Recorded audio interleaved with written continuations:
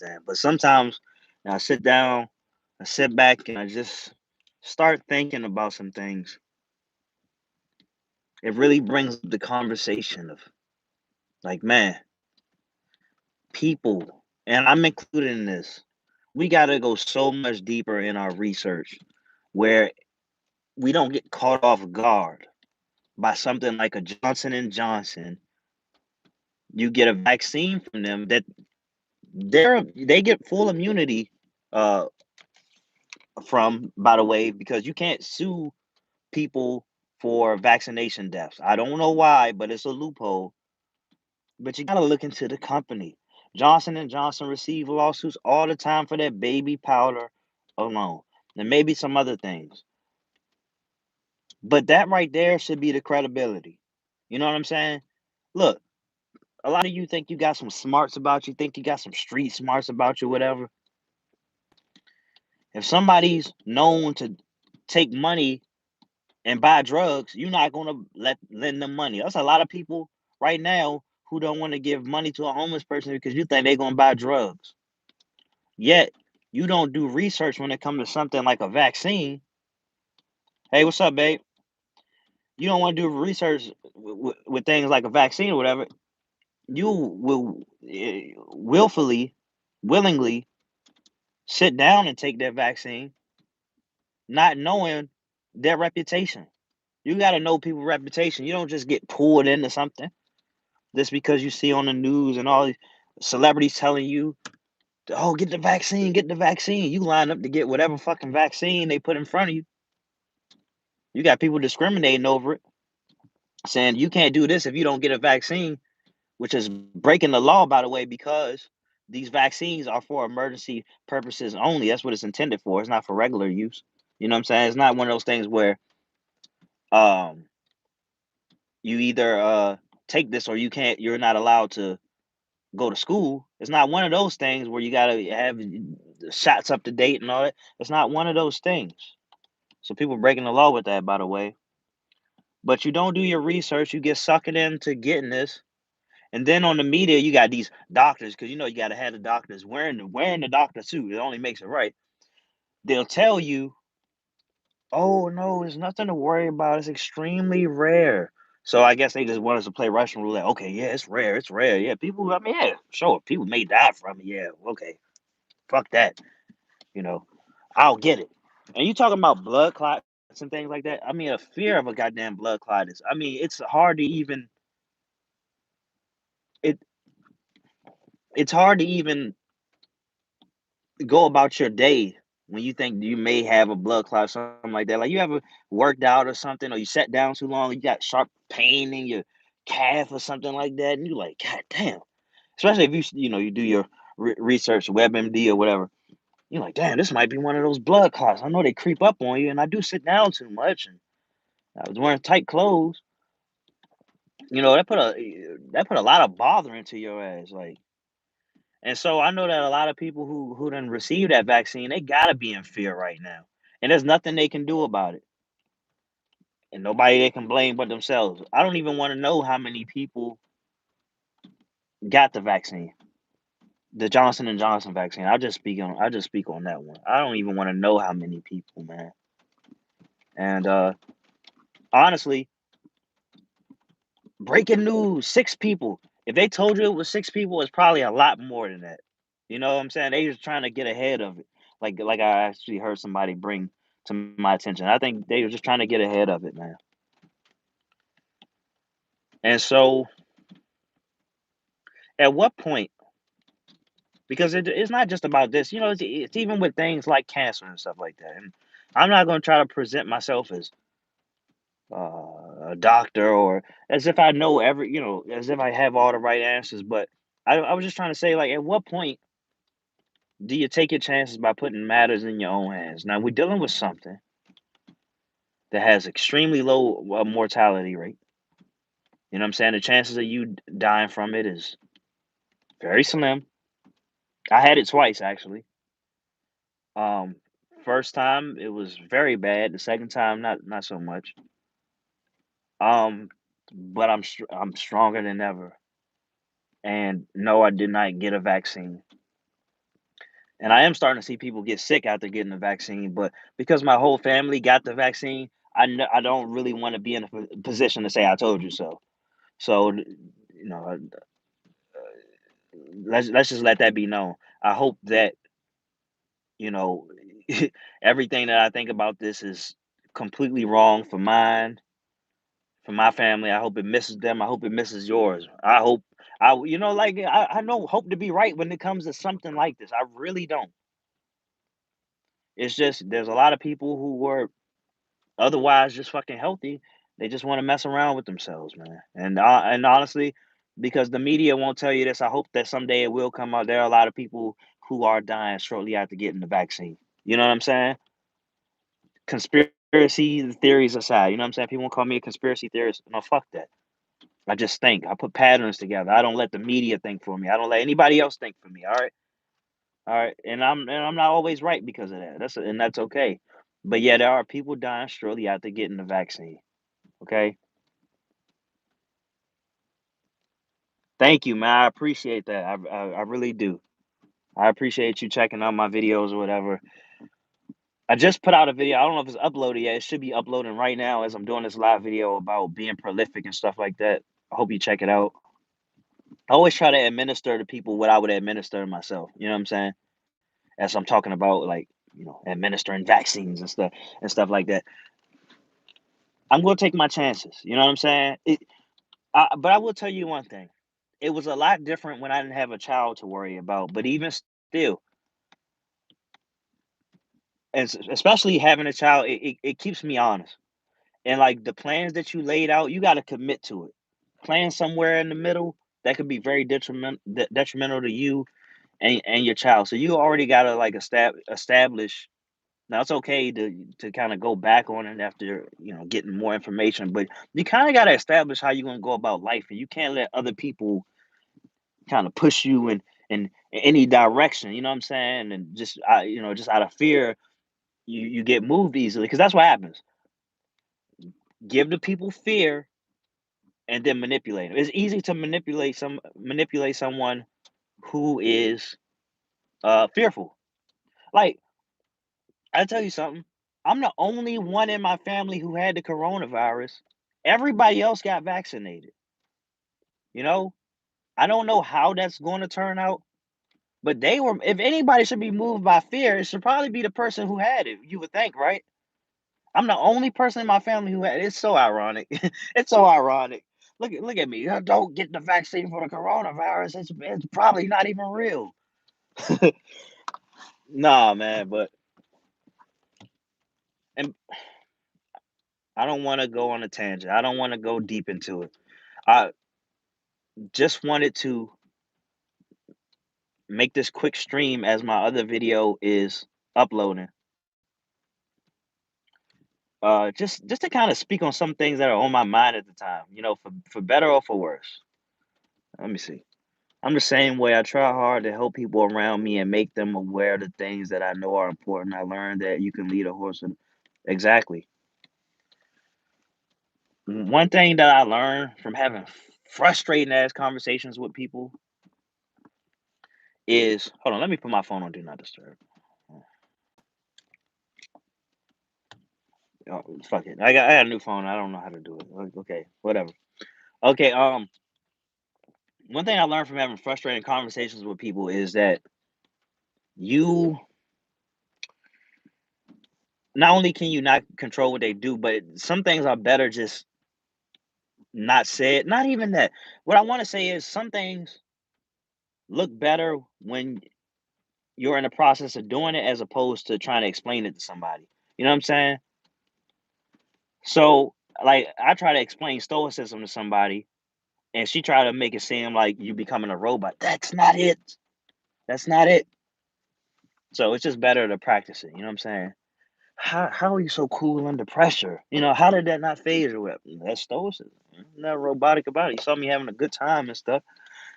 I was practicing stoicism. You know what I'm saying? It's not about being a robot. I can't turn myself into a robot. I have some humanity in me. Um, but yeah, I feel you on that. It's like you don't want to come off as preachy. People will do anything to invalidate you, do anything to discredit you, whatever. But time is just too precious. I say it all the time. I think I'm gonna say this in every video. The time is just too fucking precious that you can't really bother yourself with that. You can't get too involved. You gotta let people do their own thing, unfortunately. And there's a type of freedom that comes from that detachment, detaching yourself from what other people are involved with, because they're gonna do what they're gonna do. There's a lot of people right now who are slowly killing themselves. All right, or you look at somebody like EDP 445, if you know him, because he got 2 million subscribers. He's a very big dude, making mukbang videos and just being extremely unhealthy. People cheering him on, but I see a lot of people actually fearing for him because he's just throwing his life away, which is sad. Life is about balance, and stoicism is the foundation to balance. Do you have an Instagram? Oh yeah, yeah. My Instagram is Milo Nowhere. I think, well, you just type in Milo Nowhere. I was about to say you can follow. I think it's a link in the description, but maybe not. I don't know. But I'm not hard to find. I'm pretty much branded, and I actually spend a lot more time on Instagram now. But I don't know. Some people they make different arguments about balance, and of course, I say life is about balance. But what is balance really? Some people say, like balance is a impossible game. You know what I'm saying? Like you can't you try to balance out everything, and then you don't never really get anywhere. But I think balance is more so a feeling. Honestly, do you feel content? Thank you. I'll follow you back. Do you feel content with the way things are or whatever? Sometimes I think life calls for you know things to not be balanced. Like for example, if you were extremely lazy last week and you didn't get anything done, maybe this may be the week. Maybe this may be the day for you to just go until you burn yourself out. You know what I'm saying? Or like working out, for example. I would say a pretty balanced workout is do a little something every day. Some people go very extreme for 3 days a week or so. You know, you it's it's what's needed. Some people move in an intuitive way, like myself. Like I could work out every day, or I could just if I feel myself, feel I was being a bit extreme, then I'll take some days off and just listen to my body and don't beat myself up about it. But the moral of the story, the most important message is that I listen to myself. And ultimately, you got to listen to yourself. And if you have doubt, you got to follow that doubt. You know what I'm saying? The tough part is we tell people to do their research and we tell people to Google it, but Google is not safe anymore. Oh, I'm going to get on that one. That's a good one.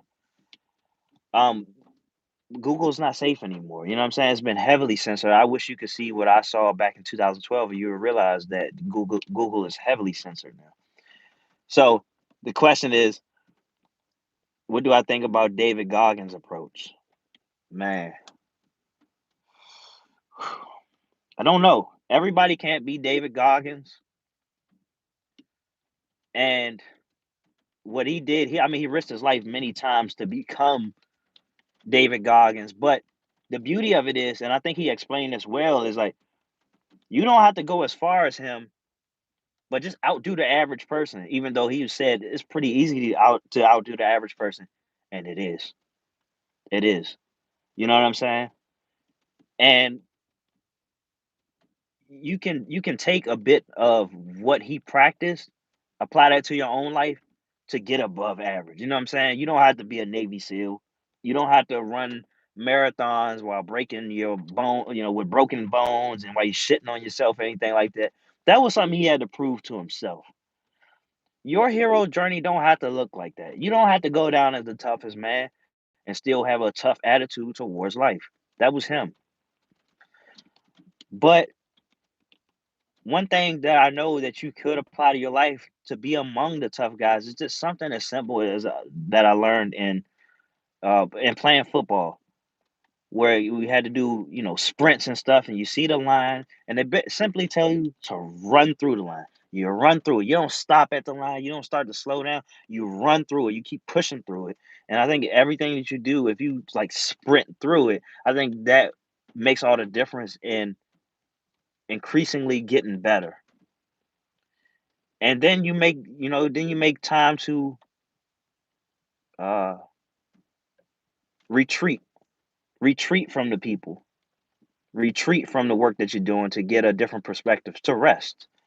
Spend some time with your eyes closed, spend some time reading, or something like that David Goggins does, which I don't know how painful it'd be for him now. Stretch, he stretches for 2, 3 hours a day, something like that, if I got it correctly. And so I would just recommend the same. Just uh, something that I like to do is I like to look at the average. How much does the average person read a year, or whatever? Okay, I can outdo that. I could 3x that, whatever it is. Because the goal is to have greater results than the average person, because the average person is unhappy. All right. Most people are unhappy. Really, if you ask me, in America, most people are unhappy. All right. Let me see. Okay. I think it's about recognizing that negative things will happen outside of our control. Negativity is a steep slope. It's much easier to destroy yourself than it definitely is much easier to destroy yourself than build yourself up. It definitely is, and that's because we're hardwired to look look at negativity, look towards negativity because of survival, I guess. And it's so easy to justify any negative feeling that you have. It happens when we were a child. Like sometimes I'd be sad when I was a child, and I'd be like, "Oh, I just miss my daddy." I never knew my dad because he died when I was extremely young, like not even 2 years old.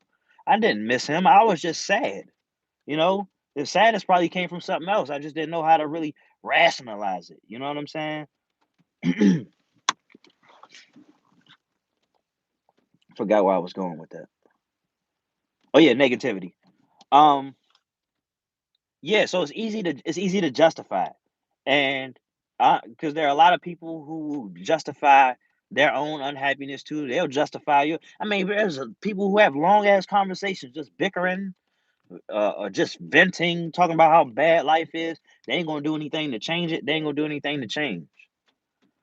Or if they complain about a certain person, they gonna keep dealing with them. That's their type, and they gonna keep attracting that same person. That person is on that frequency, and they hate it. And a lot of things that they complain about, they are. Now, give me 1 second, real quick. I'm gonna figure out this do not disturb thing. Hold on. Let's see. All right. Okay. Yeah. Thank you. Thank you for waiting. Let me see. The road is the road up is much longer and drawn out, and everything positive requires effort, whereas negativity requires nothing at all. Taking the path of least resistance is the key. Is the key. Not taking. Okay, not taking. I was about to say, hold on now. Okay. Yeah, exactly. Because if it's one thing that I learned about life, and this is why everybody should have at least one child, I think. So don't buy any condoms next time. Is that something that I learned very early on, because people were saying it's not about you anymore. I mean, that's fine and I understand, but really it's about expansion. So before I had a child, I was bulletproof. I was like, yeah, whatever. If I die, I die. I don't give a fuck, But once I found out that I had a baby on the way, something was just like, I'm like, boy, I gotta get it. I gotta get on it. I gotta get some momentum going. And because I was so intentional about where I was going and I just wanted this to happen, my life changed fast. You know what I'm saying? Boom, I was right into a job a couple weeks later and then had a car, man. Things was just going good. Like, just to be intentional just makes things just so much better, man. Really. Um, but yeah, in terms of, I was just thinking in terms of expansion. You know what I'm saying? You got a child. You got a child on the way, or the child is here. Then you got to think of ways of how you can grow to become that individual. Like, you ever looked at somebody like a man, for example, like, this is a man's man. You know what I'm saying? Like, he ain't scared of nothing. You know what I'm saying? He a tough guy. He got command. All of these things. Whether if he banging on his chest or not, you're like, This a tough guy. I ain't fucking with him." You know what I'm saying? Or just like, how does this guy command so much of the room? You know what I'm saying? How is he so at ease and things like? And it's something that I realize is when you start taking on more challenges and more responsibility consistently, you become ready for more. That helps you expand in a way that I really didn't understand. Now, I think this is what it's really like to be a man, what it's really like to be an adult. And I'm 30 years old next month, and people, I think there's a lot of people twice my age who don't really understand that it's taking on the necessary responsibilities, not ducking responsibilities, not ducking accountability, that really allows for you to grow. That's what it is. I ain't know that. And now I do. So you start taking on more, and I think a great prerequisite is working on your body. Because I gained 25 to 30 pounds over the past year. Okay. And so in doing this, I feel more confident. I feel stronger. I want greater challenges. I want more responsibility. I'm prepping myself for what's next in life. I'm spending more time in immersion, immersing myself in things that take my attention away from superficial things, shallow things, worrying about what other people have to say because I'm too focused. I'm too focused on all of these things. Like right now, while I'm doing this video with great intent, I'm not worried about anything else. This is all I'm worried about right now. I'm not worried about anything else. There's no fear that exists right here. Just laying down the groundwork, just planting seeds, doing a natural thing. Now I'm talking longer than I thought I would in making this video because there's some other things that I need to do, but this is what I feel like doing. This is what I feel called to do. And this is what's going to help me expand from a speaker standpoint, from a confidence aspect, because, you know, when I leave from this video, somewhere in this day, I will be reading, and I'll be listening to other people speak on YouTube and things like that. And I'll become better at speaking candidly because I'm speaking live right now. And even if I'm not speaking live, I don't edit any of my videos. So I just be speaking. And I make a fool out of myself, and I may stutter, and I pull back on saying certain words that I'm not all that comfortable with saying, that I would need a couple of takes, and I have to look up the definitions of some more. But I'm building up that type of confidence, and the type of confidence that can only come from immersion, that come from uh, progression and doing all of these things. He said, "Do I do no fat?" Well, if you know something about this channel, is that I got a lot of semen retention videos, and so long story, um, I did semen retention for well over a year, and most importantly, I got past the maturity date of like about 100 days. I've done that about 2 or 3 times since 2019. This year, I actually eased up on it just to see how productive I could be, by both um ejaculating by having sex and ejaculating by masturbation. And so after all of that, I've come to the conclusion that I'm going back to it. And yes, you're asking me, do I think semen retention makes you more creative? And I think so. But I think for one, I think it has a lot to do with having that overall sexual energy. Because if you masturbate frequently, or let's say you masturbate a lot, maybe a couple times, whatever it is, as men, it puts you at ease. Now it's kind of cool to be at ease, because it's better to be relaxed than to be too tense. Where you're just draining a lot of energy anyway. But if you're too much at ease, you almost feel like you have nothing to gain. Like there's nothing for you to gain. You're just too content. Besides, a lot of people like myself too, feel kind of foggy in the brain. When you masturbate a lot, and that probably has something to do with you squirting out all your vitamins and minerals and stuff like that. And honestly, I don't know how much of a difference it made when I started ejaculating again because I was constantly putting vitamins in anyway. But if it's one thing, is the reason why I'm back on the semen retention, even with having sex, is because sometimes it is something that's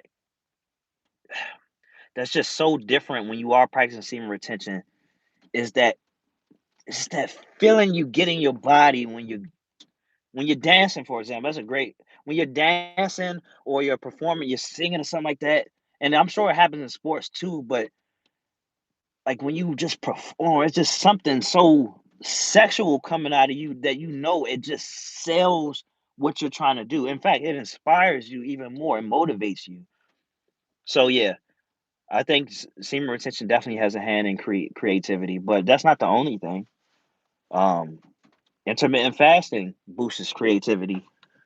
Being in a dark room, believe it or not, boosts creativity. So I started spending a lot more time in a dark room. I know somebody who spends most of their day in a dark room.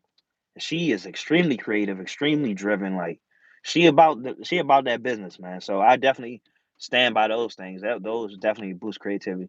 Those things definitely boost creativity. And of course, reading and listening to a lot of music and just getting in the habit of creating prolifically, which is by now the video that I put out on being prolific should be out. Let me see. When I was doing 20-day streak, I didn't feel creative. I just felt annoyed and tensed up. But I broke the streak. I could work on music much better. Well, that's a thing because there's a peak. There's a peak where it's like everything just fucking annoys the hell out of you. You see a woman with a fat ass, or on Instagram and you see some thighs, and it just makes you so sad that women could be so beautiful. It kills you. I was like this last night, actually. I was just like, oh my God, why I should not spend time on Instagram at all. Like these women know what they are doing to you. Okay. There's even more incentive to really keep it inside you because man, they have this way. But it's good though. It's a nice challenge because it's a muse. All of these beautiful women and stuff like that. You may feel like you don't get beautiful women or you don't get women at all.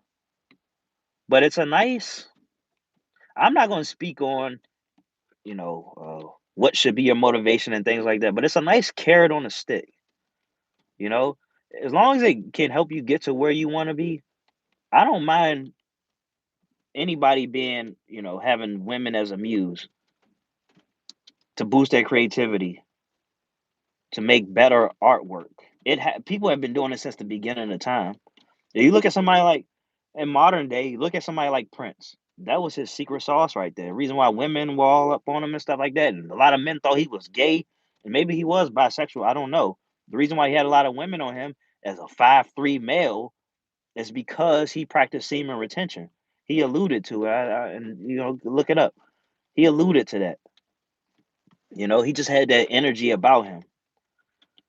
You know, and that's I especially realized that I think today I realized that I need that energy back because I was just like, I don't care. Because I don't care if women approach me or not. That's my mindset regardless. On semen retention, off of semen retention. That's where I'm at right now. I don't care about being like I don't care about getting women or whatever. Like I care about like success. I'm 30 years old. In 3 years, my life could look a lot different than it does now, and I live a pretty good life.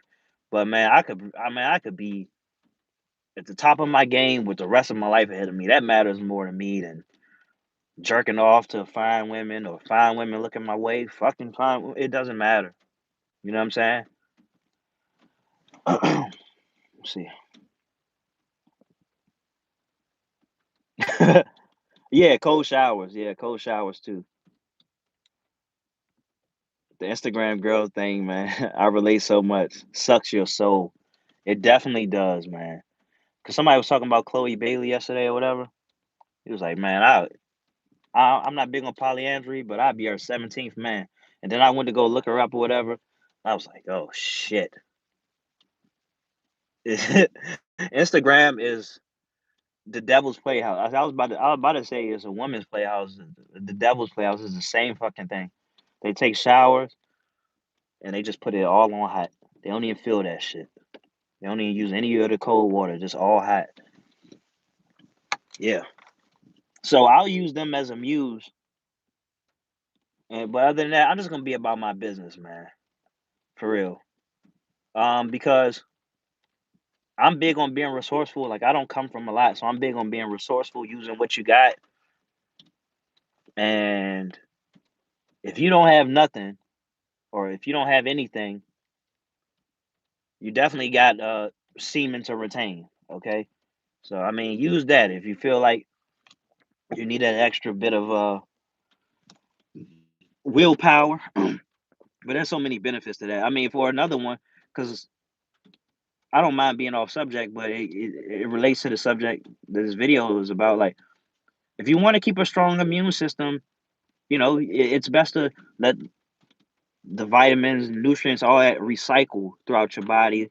Let it do what it does. All right. We were never intended to bust as many nuts as we bust right now. You know what I'm saying? That's the truth. And when they give you something for free, you gotta understand that there's gotta be some type of catch to it. They don't just give you something for free. Either you earned it, you probably overpaid for it, or it's probably gonna be at your own detriment. You know what I'm saying? Sure, get a free vaccine. Sure, watch some free porn. What's it to you? You know what I'm saying? There's got to be something. There's got to be something more to it.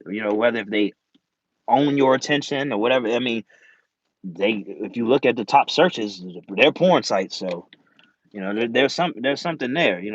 Whether they own your attention, they making a lot of money from you opting into something premium, even though you can get pretty much whatever you're looking for free. Which it is what it is. But I don't know. Something about the society that I live in, and I can't really pinpoint it. And I'm not going to base this off of research. This is just what I see, what I feel. But something about the society that we live in today gives me great reason to believe that if most men are jerking off all the fucking time, I probably shouldn't be doing that. Well, I mean, damn near what most people are doing, I'm outside of breathing, I probably shouldn't be doing. Most people are unhappy because most people work jobs they don't like. Maybe I should try to find a way to bring in some money by doing something that I like. You know what I'm saying? Easier said than done, but but life will be easier if done. You know what I'm saying? Life will be better if done. So things like that. Most people may have a shitty ass diet because convenience kills, and they don't make healthy foods as easily accessible as unhealthy foods. So maybe I got to be more proactive about that. You know what I'm saying? Monitor my vitamins, my vitals, and my make sure I get blood work regularly, whatever it may be. You know, uh, as I'm rambling a little bit, but just so I think semen retention is definitely one of those things because it takes, as someone alluded to in the chat, it takes a lot of fortitude, a lot of willpower to take yourself out of a negative situation and get into a positive one, and get into a much better one. But it takes change. It's amazing what happens when you make changes. And I have testimonies. I have a testimony. You know, this time last year, I was probably, like I said, 25 pounds lighter, a little more, and I was smoking and drinking a lot. I was unhealthy. I didn't have a lot of mental fortitude to do a lot of things I wanted to do. I was I was broke, you know, but I was getting by, and not too long after that, I found myself dealing with Homeland Security because I was seen as a terrorist threat by what I said to the FBI, and so Homeland Security came for me, and I was so fucking drunk and kind of spiraled out of control while drinking and smoking, and they came to me on my birthday, and shortly after my birthday, about 2 days later, I went to the psych ward because I had developed a type of depersonalization. Didn't know at the time, but afterwards, I realized it was a depersonalization that I'm still dealing with today, but I'm getting better. I had to deal with that. It was a very low moment for my life because it's a very alienating thing. So I contemplated suicide many times, as I've done many times before, but contemplated a lot of suicide. But I decided that I would stop drinking and stop smoking. Said that I would, start focusing more on my fitness. I said I was going to gain some weight and just going to make my life better, man. Then I just started making, quite a bit of money on my own, and then I didn't have to do things like deliver laundry on the side. It was a part-time thing, and it actually paid pretty well, but I don't like doing all that driving at night, starting and stopping shit, you know. But my life is a lot better, man. I got a lot more clarity and a lot of momentum. Actually, I actually wish I would have kept doing semen retention throughout all of it.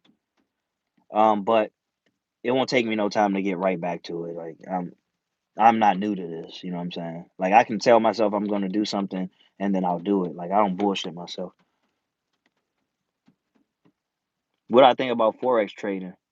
Yeah, thank you. Yeah, I know. People tell me all the time, "You like you're 23, 24."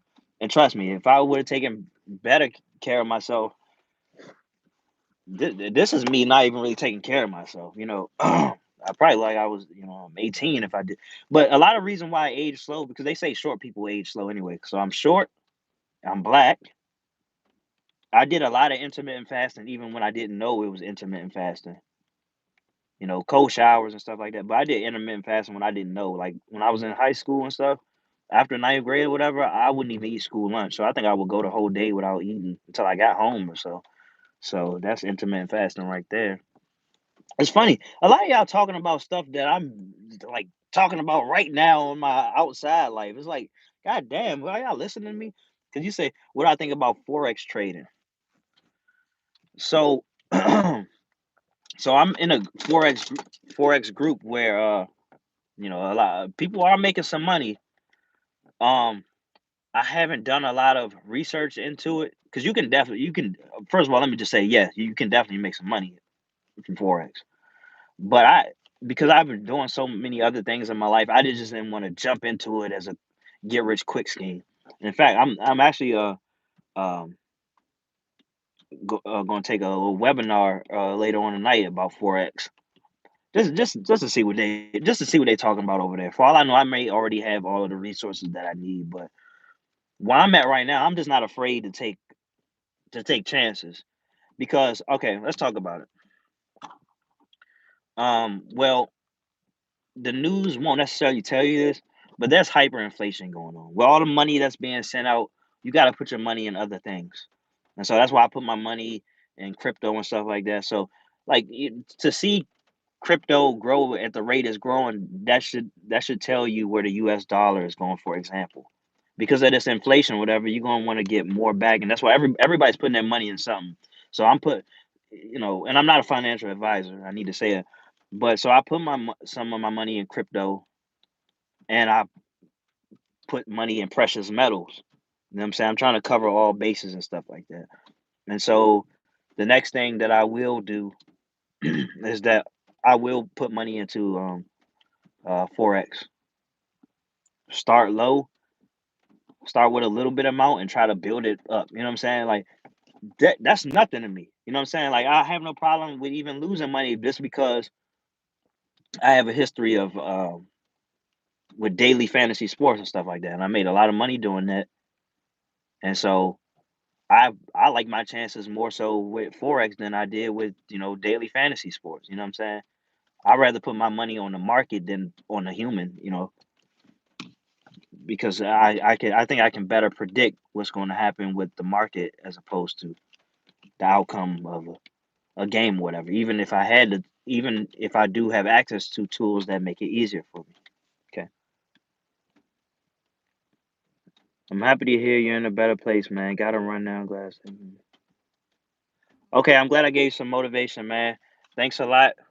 And you got me talking. Y'all got me talking for 40 minutes, so I just wanted to talk for like 15 minutes or whatever. So y'all gave me some motivation, but I got to go work on some things so I can continue to be prolific in my own right. I appreciate y'all for tuning in. I wasn't really expecting for anyone to tune in, but it's all good. So I appreciate y'all, man. Take care.